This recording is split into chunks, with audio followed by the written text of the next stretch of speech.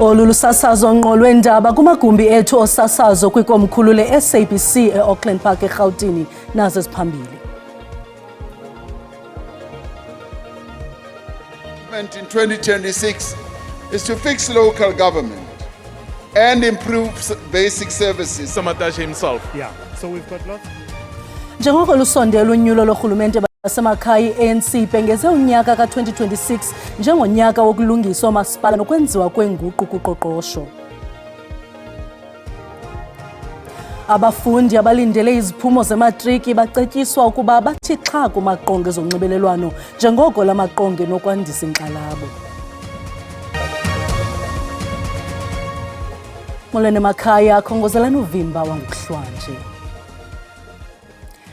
Njengoko lusondela unyulo lorhulumente basemakhaya i-ANC ibhengeze unyaka ka-2026 njengonyaka wokulungisa omasipala nokwenziwa kwenguqu kuqoqosho okukuvele kwintetho kaMongameli Cyril Ramaphosa yengxelo yomhla wesi-8 kuJanuwari ayenze kwibala laseMoruleng eRustenburg. Yenzi ifinca iminyaka elikhulu yasekwayo kodwa lo mbutho wenkululeko ungona mdala kwilizwekazi Afrika uzubona ukwimeko isegedukeni. Iinzame zawo zokubuyela kwimini zamandulo apho wawuyintandane yabantu zibonakele kwizitulo zebala eMoruleng.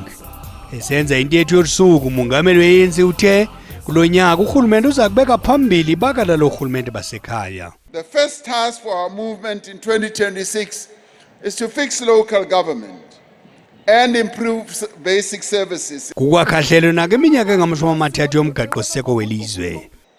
This year we celebrate 30 years since the adoption of our Constitution. The Constitution that was adopted in 1996 is the birth certificate of our nation. It defines and shapes who we are as a nation and as a people and what we aspire to become.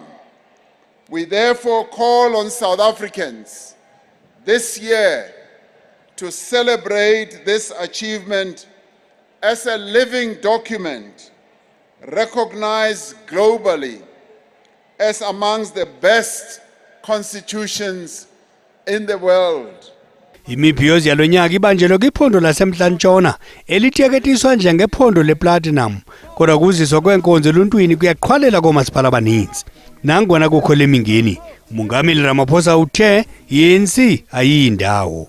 Barata kapa barati, the ANC is here to stay. Umongameli we-ANC ukwatyimbisele umnwe abo athe basebenzela ukusingela phantsi okuzuzwe idemokhrasi. We as a people refuse to be divided. We refuse even to be bullied by anyone, whether here or around the world. Lidudume ledlule ngemibhiyozo amehlo ngoku ajonge kunyulo lomasipala asazike xa sijonge okwenzeke ngonyulo 2024 apho i-ANC yakha phantsi ityhasigcwele ngokwesininzi sevoti asazi nokuba kolu luzayo unyulo iza kube ikwazile ukuzigotha amanxeba kusinina singasemfuthweni. Amandla.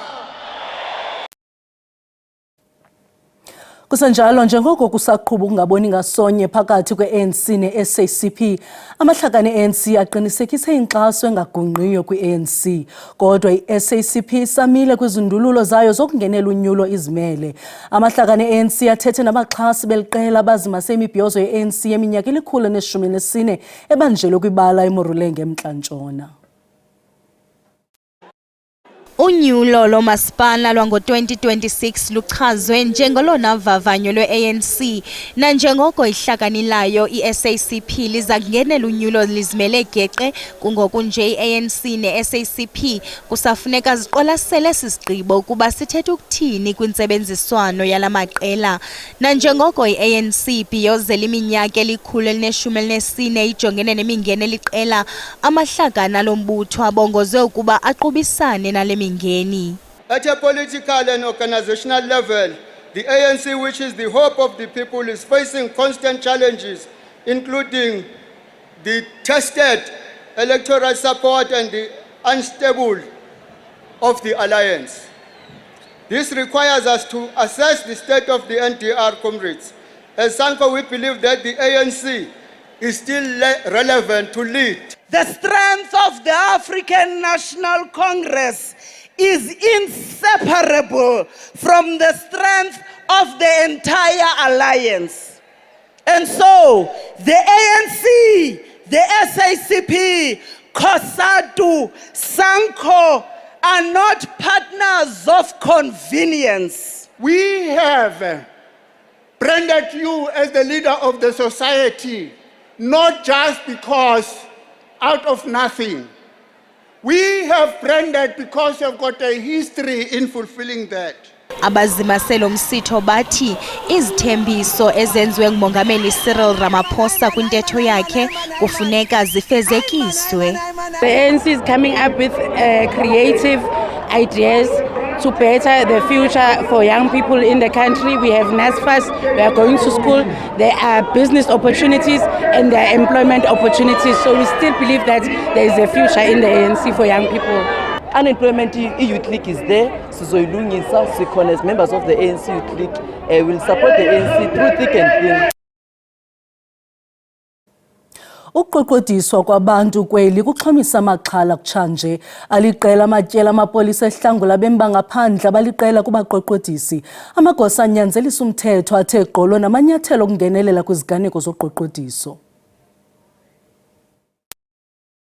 Doda li-12 ebenganxibanga ngokugqibeleleyo aphakathi kweminyaka engama-20 nama-30 kutyholwa ukuba aye ahlangulwa kwabatyholwa ngokubaqoqodisa eMalberton kumazantsi weRhawuti nokukhokelele kubanjweni komtyholwa oneminyaka engama-47. Kusenjalo kutshanje igunya lolawulo lwebhoda kweli lingenelele kwesinye isiganeko esibandakanye iqela labantwana abangama-20 kufuphi nebhoda iBeitbridge behamba nomntu omdala omnye ngaphandle kwemvume yabazali. There is a lot of people in South Africa that is illegal, and there's a lot of people in South Africa that has ulterior motives.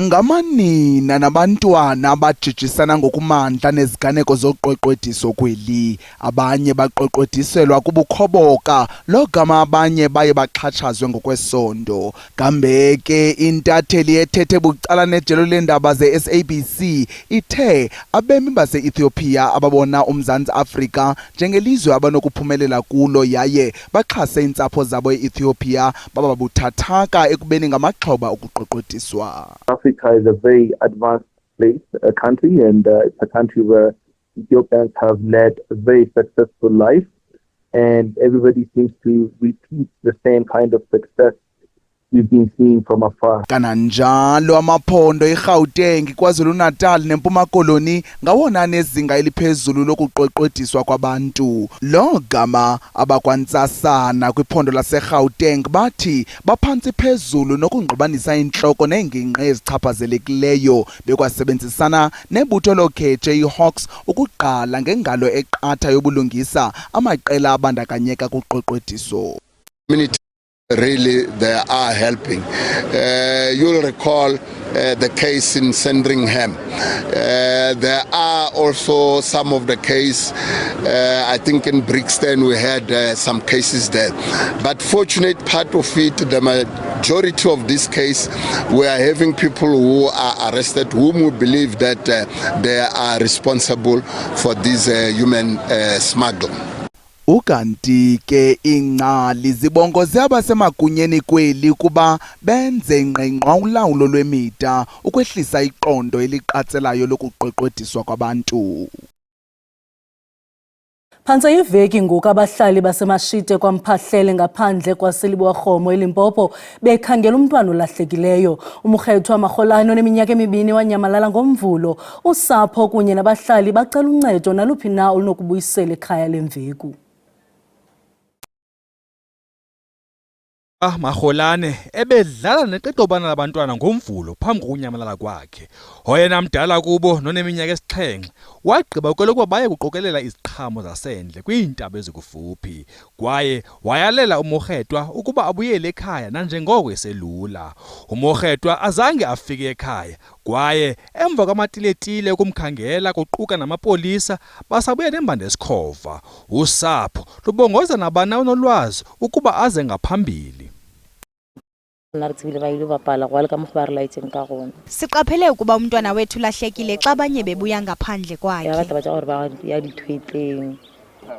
Umarholane uthi usapho lusaxhelekile kwaye kunzima ukuziqhelanisa nale meko.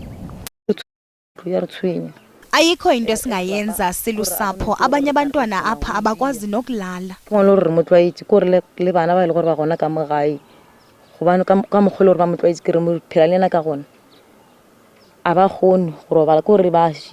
Amalungu asekuhlaleni athe gqolo ekhangela lemveku kwiintaba ezikufuphi, indawo ezingqongileyo kwaye bengena umzi nomzi kule lali. Abahlali bavakalise inkxalabo logama besithi baza kumphica naphantsi kwesicithi.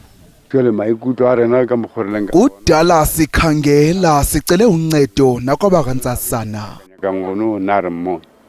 Uluntu lwakwaMphahlele lusaqhubeka nokukhangela lemveku benethemba lokumfumana ephila.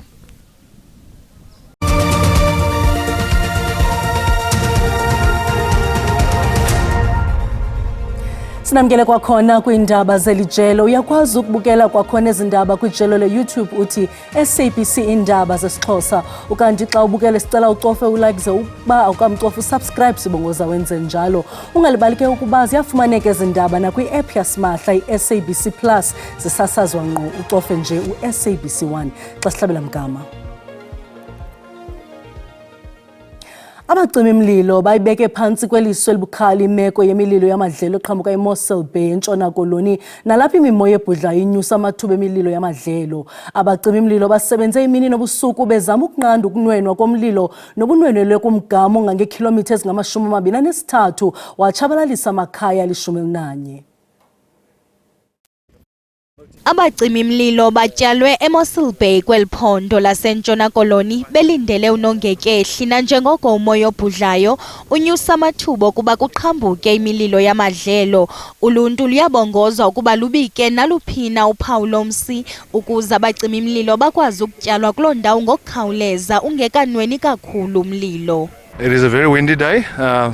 35 kilometers already measured this morning an hour ago, so that is an indication of the wind strength today, and that's why we are on high alert. Everything is under control. We had a minor flare-up down the road to the airport, but everything is under control. Ukanti umbutho ojongene nokulwa nokuxhatshazwa kwezilwanyana i-SPCA uthi ujongene nezilwanyana zasekhaya ezasendle nemfuyo eshiyeke idinga emva kwalo mlilo, kodwa ezinye izilwanyana ezifana noskolpati khange basinde kwaphela kulo mlilo. All we can do for now is look for survivors. So thank you to everybody who's volunteered. We find at our SPCA we've got chickens, farm animals that we've taken in, dogs, cats from all sorts of areas. So we don't need help at the SPCA, but we need people in the field. Kusenjalo amavolontiya anikezela ngempahla zokunxiba nezinye izidingo ezingundoqo kwiintsapho ezichaphazelekileyo. A fund has been created by the Mossel Bay municipality, so all those details are made available. As we speak, there are 30 volunteers sorting out clothes and furniture and all sorts, and we are registering people to be able to assist them. Ukanti abacimi mlilo baza kuhlala beyibeke phantsi kweliso elibukhali lemeko. Kulindeleke ukuba amaqela ohlangula aqhubeke nomsebenzi wawo nakwiintsuku ezilandelayo. Ingcali yengqondo yaseMntla Koloni ilumkise abafundi abalindele iziphumo zematriki ukuba bathi xha kumaqongo ezonxibelelwano. Uthi oku kunokwandisa inkxalabo abanayo. Kusele iintsuku ezimbalwa kubhengezwe iziphumo zika-2025 bamalunga ne-16,000 abafundi baseMntla Koloni ababhale iimviwo zabo kunyaka ophelileyo. Ngaleshumi ziza kubhengezwa ngoMvulo ze abafundi bafumane iziphumo zabo ngoLwesibini. Unokubonga amaqhuba oneminyaka eli-18 ubudala waseNorth Cape School uthi uzama ukugxobha iingcinga zeziphumo esebenza umnatha wezonxibelelwano. In all honesty, I'm anxious about it, nervous every day on a daily basis. I just think about what my results will be. Honestly, I'm always just at home, TikTok, and every scroll NSC. So I'm just taking it in day by day. uRefilwe Elims uthi unethemba lokufumana iziphumo ukuze aqalise ikamva lakhe. It's so frustrating because everyone is just talking about it and I'm so nervous and scared. I've worked very hard this year, so fingers crossed. I would love to get marks for my top uni choices. Ingcali zithi abafundi bematric kufuneka bakwamkele ukuxhalaba ngelixa. The other thing that I would maybe advise against is social media. Because we know how social media can be very cruel, you know. You see a lot of posts, a lot of, you know, and that can trigger you, you know, as a student, or it can remind you that, oh, this is what might happen to me. By all means, try to keep calm and understand that you've done your best. You do not have control of the results now. And this is something that maybe we need to also emphasize, that once you have written your exams, you do not have control of the results.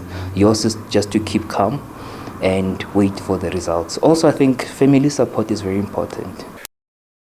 Oni uphumelele ngama-80 ekhulwini okokuqala ngqa ngo-2024 banethemba lokwenza ngcono kulo nyaka.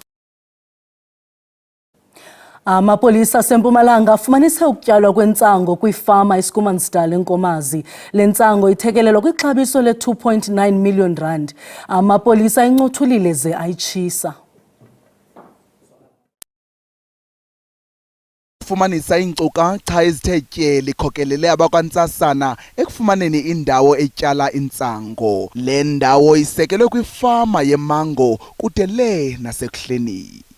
We have information that we received on Monday, and our members were still busy from Monday until yesterday. They concretely actually come here and make sure that definitely there is a plantation for dagga here.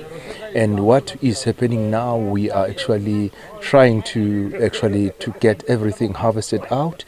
In that way, we are actually preparing to say at the end of the day, we need to maybe be able to ban everything. Kambe ke ukusetyenziswa kwentsango ngabantu abadala kwagunyaziswa ngumthetho waseMzantsi Afrika ngonyaka ka-2018 yinkundla yomgaqo-siseko, kodwa akukho mthethweni ukuvelisa nokuthengisa intsango ngaphandle kwesiqinisekiso selayisensi. We are going to open an inquiry. After this, we are still going to investigate to find out who actually owns this dagga. And we must take note that the whole farm is a combined venture. And in that way, we are not sure who actually at this stage own this place. Ukanti ke ngokwamapolisa le yenye yendawo ezininzi ezityale intsango kweli phondo, yaye abakwantsasana baza kuthi gqolo nokuziqala. Iarhente yophuhliso lwamaziko endaba iMedia Development and Diversity Agency ngobambiswano neGoogle bakwiphulo lokubamba iworkshops ngeelwimi zasekuhlaleni jikelele kweli ngelokuxhasa amaziko endaba asekuhlaleni. Abapapashi befundisa izakhono zobuxhakaxhaka bale mihla eziyimfuneko kumsebenzi wabo. Ukanti ke sinayo intatheli yethu yezobuchwepheshe uSandile Hlanganisa kumngcambazisa. Sandile, sikwamkele. Kasinabisele ngeli phulo eliqhutywa yiMedia Development and Diversity Agency neGoogle. Kunegama elithandileyo phaa kwi-introduction yakho ethi ngeelwimi zabantu. Liyinene elo. Ezi workshops ze-MDDA kwakunye neGoogle zizawubanjwa ngeelwimi zabantu kwi-province phantse zonke. Kuhlala kukho isidingo ke esenza okokuba ii-companies ezifana neGoogle zifuna ukutrayina abantu. Yona focus yila community media nalaa nto siyibiza ngoba yi-citizen journalism. I-citizen journalism phaa ekhaya ngumntu ophaa ekhaya okanye okuyo nayiphina i-community ofuna ukuxelela abantu ngeendaba okanye onomdla wokuchazela abantu ngeendaba. Le nto sithi yi-reporting. But kukho le nto kuthiwa zi-ethics and responsibility. Xa sizichaza ezi ndaba kumajelo wethu esiwaqale ngokwethu, kufuneka sisebenzise i-ethics ne-responsibility. Ngamanye amagama kufuneka ubahlonipha abantu kwakunye ne-privacy yabo. Mna nawe sizawuyazi ukuthi siyenzile laa course ithetha nge-ethics. Okwesibili kukho le nto kuthiwa yi-accuracy. Ngamanye amagama phambi kokuba uzichaze ezindawo uzixelela abantu kuzofuneka ujongane nokuthiwa zii-facts ukwenzela okokuba ungazifumani sele uxolisa emveni kokuba uyenzile le nto kokugqibelela laa nto sithi yi-legal. Kubalulekile ukuthi uzazi izinto onozipowusta nento ongenawuzipowusta kulaa nto sithetha ngasithi yi-defamation. Le training ke iquka izinto ezifana nokokuba i-social media isetyenziswa njani, ngamanye amagama upowusta njani responsible ku-social media. But okubalulekileyo ke phaa kuwe mphulaphula ukuthi wena ubukela ekhaya kukuba uyenza njani imali, ngoba uzawukhumbula ukuthi usebenzisa uYouTube kukho into esibizwa ngoba yi-monetization. Yile mali uzayifumana ke ngokumonetizer. Ukumonetizer kukusebenzisa eza numbers uzawuzikhulisa ukwenza imali. uGoogle ne-MDDA baza kufundisa zonke ezo zinto, ukumonetizer, uposta njani responsible so that ungazifumani kulaa nto sithi yi-defamation. Njengoba sibona phaa escreenini ke siyababhalela ke abantu ababukeleyo ukuthi zeziphi ii-provinces and kwakunye nee-venues namaxesha. Into ebalulekileyo ukuthi urejistarishe ngenxa yexesha ke ukuthi uzibone ezo zinto. Landela uSandile Hlangano, ulike ipage yakho kuFacebook nakuTikTok. Enkosi kakhulu Sandile. Camako. Ngaloo ndlela siwuqongqothile uvimba wangokuhlwanje sikhumbuze ezangomso ziza noxa bethu ngesizulu ngosuku lwentsuku.